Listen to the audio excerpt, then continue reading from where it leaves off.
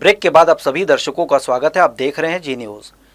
शहर के civil line थाना क्षेत्र में शनिवार तड़के एक दर्दनाक सड़क हादसे में एक युवक की मौके पर ही मौत हो गई, जबकि दूसरा युवक जिंदगी और मौत से जूझ रहा है। हादसे में तीसरे युवक को सामान्य चोटें आई हैं। यह दुर्घटना सुबह करीब 3:30 बजे कुडूडन शिव चौक से मुंगेली नाका चौक की ओर जाते समय सर्किट हाउस के सामने हुई। मुंगेली नाके के पास अचानक बलेनो कार में सवार 3 युवक जब सर्किट हाउस के सामने पहुंचे, तभी कार अनियंत्रित होकर सड़क किनारे एक पेड़ से जा टकराई। टक्कर इतनी जबरदस्त थी कि कार के परखच्चे उड़ गए। चालक सीट पर बैठा युवक स्टीयरिंग में बुरी तरह फंस गया, जबकि उसके बगल की सीट पर बैठे युवक का पैर ड्राइविंग सीट में फंस गया। घटना की सूचना मिलते ही डायल 112 की टीम और स्थानीय लोग मौके पर पहुंचे। गैस कटर मंगाकर करीब 1.5 घंटे की मशक्कत के बाद चालक को बाहर निकाला गया, लेकिन तब तक उसकी मौत हो चुकी थी। वहीं दूसरे घायल युवक को करीब 3 घंटे की कड़ी मशक्कत के बाद गैस कटर की मदद से बाहर निकाला जा सका। घायल को तत्काल बिलासपुर के एक निजी अस्पताल में भर्ती कराया गया है, जहां उसकी हालत गंभीर बताई जा रही है। मृतक की पहचान नेहल कौशिक निवासी कुडूडन बिलासपुर के रूप में हुई है। बताया जा रहा है कि नेहल ने अपने दोस्त की कार ली थी और तीनों किसी काम से निकले थे। इसी दौरान यह हादसा हो गया। स्थानीय लोगों ने 108 एम्बुलेंस सेवा पर गंभीर लापरवाही का आरोप लगाया है। लोगों का कहना है कि घटना के तुरंत बाद एम्बुलेंस को कॉल किया गया, लेकिन करीब 1.5 घंटे के बाद एम्बुलेंस मौके पर पहुंची। आज मेरे घर के सामने वाला लड़के मेहुल कौशिक का आज हादसा हो गया है, जिसका मुख्य कारण यह है कि सामने दीप ट्रेवल्स की बस खड़ी रहती है। यदि दीप ट्रेवल्स अभी बीच में कार्रवाई हुआ था तो बस ट्रेवल्स वाले कुछ पैसा देके मामला को रफा दफा किए हैं। आज पुनः फिर बस को यहाँ बस स्टैंड बना लिए हैं। बस स्टैंड बनाने के चक्कर में आज मेरा भाई आज एक्सीडेंट का शिकार हो गया। पानी टंकी से होते हुए सर्किट हाउस के रोड से मुंगेली नाका की ओर आ रहे थे। यहाँ पर सर्किट हाउस के सामने जो अमृत मिशन योजना के अंतर्गत जो चैम्बर बने हुए हैं वो अव्यवस्थित है। उसे उबड़ खाबड़ बहुत तरीके से हैं। आए दिन अभी 15-20 दिन पहले कुछ और एक घटना और हुई थी जिसमें एक मृत्यु हो गई थी। तो आए दिन यहाँ पर दुर्घटना हो रही है और निसंदेह इस दुर्घटना का कारण वो चैम्बर ही है अमृत मिशन का, जिसके माध्यम से गाड़ियाँ पूरी एक्साइडेड होती है और वहाँ से गाड़ी का टर्निंग पॉइंट से किसी को बचाने के चक्कर में आके ये आज अपनी गाड़ी को पेड़ के सामने एक्सीडेंट हुई है। यहाँ पे क्या ट्रेवलर्स वाले हैं, डीप ट्रेवलर्स नाम से जो बस खड़ा करता है। इससे पहले पूर्व में भी अनंत मैडम जो कमिश्नर थी, जोन कमिश्नर, वो चालान भी काटी थी इन लोगों का यहाँ पे बस नहीं खड़ा करना। तो वो हफ्ते भर बस नहीं खड़ा हुआ था और उसके बाद फिर 6-7 बस डेली खड़ा रहता है, जिससे सफाई भी नहीं हो पाता है और आने जाने वाले मार्ग में दिक्कत होता है। उसी कारण मेन यही है, बस के कारण एक्सीडेंट हुआ है। प्रत्यक्षदर्शी के अनुसार यदि समय पर एम्बुलेंस पहुंच जाती तो घायल की हालत और बेहतर हो सकती थी। इस देरी में शहर में एम्बुलेंस सेवा की कार्यप्रणाली पर गंभीर सवाल खड़े कर दिए हैं। फिलहाल सिविल लाइन थाना पुलिस ने मामला दर्ज कर जांच शुरू कर दी है। पुलिस दुर्घटना के कारणों, वाहन की गति और अन्य पहलुओं की जांच कर रही है। जी न्यूज के लिए कैमरामैन राकेश खरे के साथ आलोक अग्रवाल की रिपोर्ट। कांकेर जिले में कफन दफन को लेकर एक बार फिर विवाद सामने आया है। चारामाव विकासखंड के ग्राम तेलगुड़ा के एक अज्ञात धर्मांतरित व्यक्ति के कफन दफन को लेकर गांव में हंगामे की स्थिति बन गई। अमाबेड़ा क्षेत्र में हाल ही में हुए इस तरह के मामले के शांत होने के बाद यह जिले का दूसरा मामला है, जिससे प्रशासन की चिंता बढ़ गई है। प्राप्त जानकारी के अनुसार संबंधित व्यक्ति का कफन दफन गांव की निजी भूमि पर किया गया था। ग्रामीणों का आरोप है कि इस संबंध में न तो पंचायत को सूचना दी गई और न ही गाँव के लोगों से कोई अनुमति ली गई। जैसे ये जानकारी ग्रामीण और हिंदू संगठनों को मिली, बड़ी संख्या में लोग मौके पर पहुंच गए और शव को बाहर निकालने की मांग करने लगे। इस घटना के बाद गांव में तनाव का माहौल बन गया। स्थिति बिगड़ते देख प्रशासन और पुलिस बल को मौके पर तैनात किया गया। अधिकारियों द्वारा दोनों पक्षों से बातचीत कर मामले को शांत कराने का प्रयास किया जा रहा है। फिलहाल गाँव में शांति व्यवस्था बनाए रखने के लिए पुलिस निगरानी बढ़ा दी गई है। बिलासपुर स्थित सेंट्रल यूनिवर्सिटी ऑफ छत्तीसगढ़ से एक बार फिर छात्र के लापता होने का मामला सामने आया है। मरवाही निवासी राहुल यादव, जो यूनिवर्सिटी के कोनी परिसर में बीएससी बायोटेक्नोलॉजी प्रथम वर्ष का छात्र है, 18 दिसंबर से रहस्यमय तरीके से गायब है। राहुल यूनिवर्सिटी की पीजी में अपने बड़े भाई के साथ रहता था। परिजनों और साथियों द्वारा काफी तलाश के बाद भी जब उसका कोई सुराग नहीं मिला, तब मामले की सूचना कोनी थाने में दी गई, जहां गुमशुदगी दर्ज कर ली गई। बताया जा रहा है कि राहुल रोज की तरह यूनिवर्सिटी परिसर में मौजूद था, लेकिन उसके बाद वो अचानक लापता हो गया। उसका मोबाइल फोन भी बंद आ रहा है, जिससे परिजनों की चिंता और बढ़ गई है। पुलिस ने मामला दर्ज कर जांच शुरू कर दी और राहुल के दोस्तों, सहपाठियों व आसपास के इलाकों से पूछताछ की जा रही है। सीसीटीवी फुटेज खंगालने के साथ साथ तकनीकी साक्ष्यों के आधार पर तलाश की जा रही है। गौरतलब है कि हाल ही में सेंट्रल यूनिवर्सिटी से जुड़े अरसलनाल अंसारी की मौत का मामला अभी तक पूरी तरह सुलझ नहीं पाया है। ऐसे में एक और छात्र के लापता होने से यूनिवर्सिटी प्रशासन की सुरक्षा व्यवस्था पर सवाल खड़े हो गए। छात्रों और अभिभावकों में डर का माहौल है और वे जल्द से जल्द राहुल की सुरक्षित वापसी की मांग कर रहे हैं। तत्काल टिकट बुकिंग में पारदर्शिता लाने और दलालों की भूमिका खत्म करने के लिए रेलवे ने बड़ा डिजिटल कदम उठाया है। अब PRS काउंटरों से तत्काल टिकट केवल OTP आधारित प्रणाली से जारी होंगे। ये नई व्यवस्था 18 दिसंबर 2025 से लागू कर दी गई है। रेलवे ने यात्री आरक्षण प्रणाली यानी PRS काउंटरों पर तत्काल टिकट बुकिंग के लिए OTP सिस्टम शुरू किया है। अब यात्री के आधार से जुड़े मोबाइल नंबर पर OTP आएगा, जिसे सत्यापित करने के बाद ही टिकट जारी किया जाएगा। रेलवे अधिकारियों के मुताबिक इस व्यवस्था का मकसद फर्जी बुकिंग, साइबर फ्रॉड और एजेंटों की दखलंदाजी पर रोक लगाना है।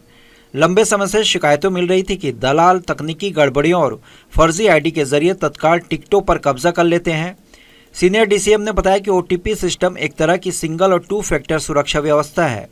इससे सुनिश्चित होगा कि केवल वास्तविक यात्री ही तत्काल टिकट बुक कर सके और फर्जी अकाउंट पूरी तरह रोके जा सके।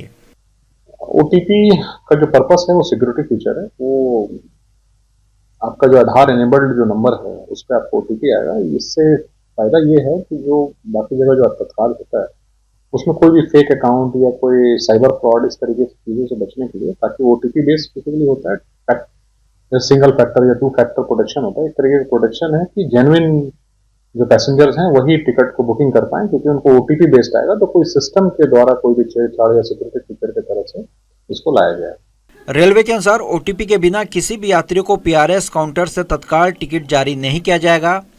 यात्रियों का कहना है कि इस नई व्यवस्था से तत्काल टिकट मिलने की संभावनाएं बढ़ेंगी और एजेंटों की मनमानी पर प्रभावी रोक लगेगी। जी न्यूज़ के लिए कैमरामैन गोपाल मौर्य के साथ मोहम्मद नासिर की रिपोर्ट। न्यायदानी में बिलासपुर में 23 से 25 दिसंबर तक राज्य युवा महोत्सव 2025 का आयोजन किया जाएगा, जिसमें प्रदेश भर से 3100 युवा भाग लेंगे। खेल एवं युवा कल्याण विभाग द्वारा बहतराई स्थित राज्य खेल प्रशिक्षण केंद्र में होने वाली इस आयोजन में जिला स्तरीय विजेता प्रतिभागी 14 विधाओं में अपनी प्रतिभा का प्रदर्शन करेंगे। उप मुख्यमंत्री एवं खेल मंत्री अरुण साव ने प्रेस कॉन्फ्रेंस में महोत्सव के पोस्टर का विमोचन करते हुए बताया कि राज्य स्तर के विजेता राष्ट्रीय युवा महोत्सव 2026 में छत्तीसगढ़ का प्रतिनिधित्व करेंगे। 3 दिवसीय आयोजन में सांस्कृतिक प्रतियोगिताओं के साथ प्रसिद्ध कलाकारों की प्रस्तुति और कवि सम्मेलन भी आयोजित होंगे। राष्ट्रीय युवा महोत्सव 2026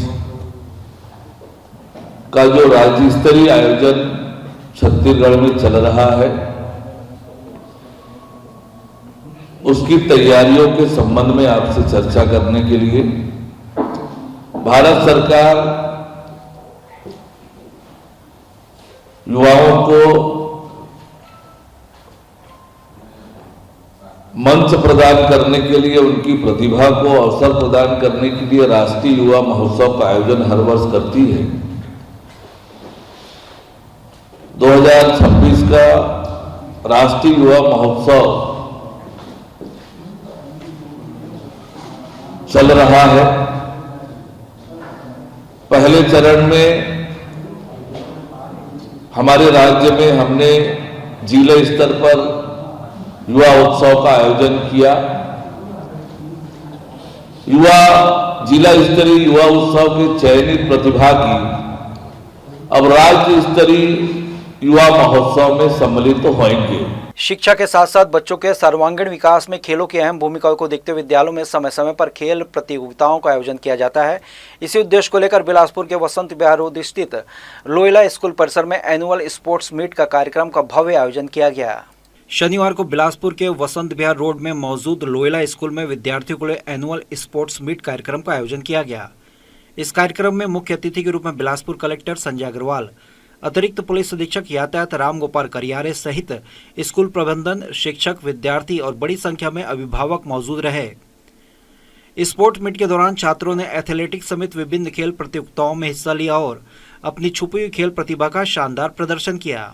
आज लोयला स्कूल के एनुअल स्पोर्ट्स मीट में मैं यहाँ पर उपस्थित हुआ और जिस तरीके से लोयला स्कूल के द्वारा बच्चों के अंदर जो खेल की प्रतिभा है उसको उभारने में प्रयास किया जा रहा है, ये बहुत ही उल्लेखनीय है। पूरे भारत में जिस तरीके से हमारे भारत के जो बच्चे हैं, यूथ हैं, वो खेल के क्षेत्र में अपना करियर बना रहे हैं और न सिर्फ करियर बना रहे हैं अपितु भारत का नाम जो है पूरे विश्व में ख्याति लब्ध कर रहे हैं। ऐसे में यहाँ पर जिस तरीके से उत्साह, उमंग और ऊर्जा देखने में मिल रहा है बच्चों के अंदर, बहुत ही आह्लाद करने वाली विषय है। कार्यक्रम में पहुंचे अतिथियों ने बच्चों को उत्साहवर्धन करते हुए कहा कि इस तरह के आयोजन बच्चों को न सिर्फ खेल का मंच प्रदान करते हैं बल्कि उनके शारीरिक, मानसिक और सामाजिक विकास में भी महत्वपूर्ण भूमिका निभाते हैं।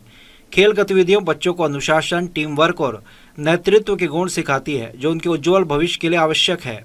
Loyola School Bilaspur has organized annual sports event today. The aim of the school is not only to develop the mental and intellectual capacity of the students, but the purpose is all-round development through the physical activity also. इस school का हमेशा वार्षिक खेल कूद प्रतियोगिता 3 साल में एक बार होता है और इस बार भी बड़े उत्साह के साथ लंबी तैयारी के साथ बच्चों ने इस दिन को तैयार किया। शिक्षक, शिक्षिकाएं और विद्यालय के सभी कर्मचारी इसमें बड़े उत्साह के साथ भागी हुए और हमें बहुत खुशी हुई कि आज हमारे साथ हमारे कलेक्टर महोदय इस दिन में आए। इस दिन को हमें उनसे मुलाकात होकर और बच्चों के बीच जो संदेश उसने दिया है कि शिक्षा के क्षेत्र में रह करके हमें खुशी का वक्त है। वहीं स्कूल प्रबंधन ने बताया कि लोयला स्कूल में हर 3 साल में इस तरह का स्पोर्ट्स मीट आयोजित किया जाता है, जिसका मुख्य उद्देश्य विद्यार्थियों का सर्वांगीण विकास करना है।